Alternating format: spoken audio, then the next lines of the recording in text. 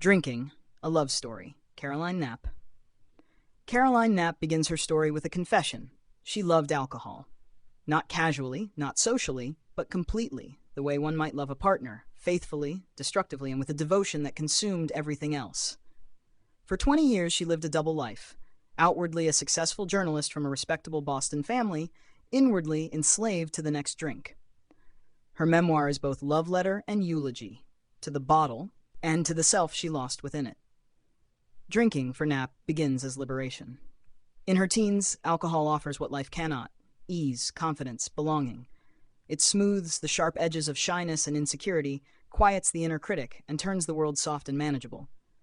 At parties, in bars, at home alone, the first glass feels like salvation. Soon it becomes necessity. She drinks to write, to sleep, to love, to grieve. Every joy and sorrow is filtered through the ritual of pouring, sipping, forgetting. As the years pass, her love story turns darker. Relationships crumble under the weight of secrecy and shame.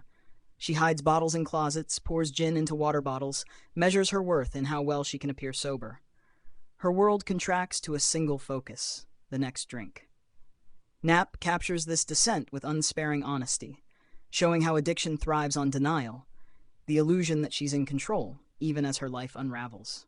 But beneath the wreckage is yearning, not just for alcohol, but for connection, for understanding, for peace.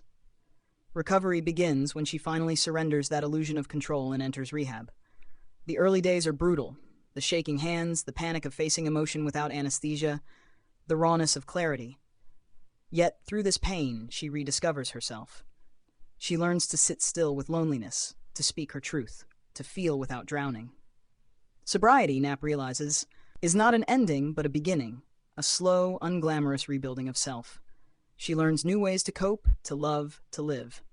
She writes with compassion for all who struggle, dismantling the myth that addiction is a failure of will.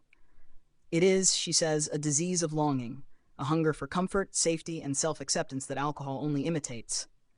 By the end, Knapp's voice is clear, sober, and deeply human. "I used to drink because I was afraid," she admits. "Now I live because I'm not."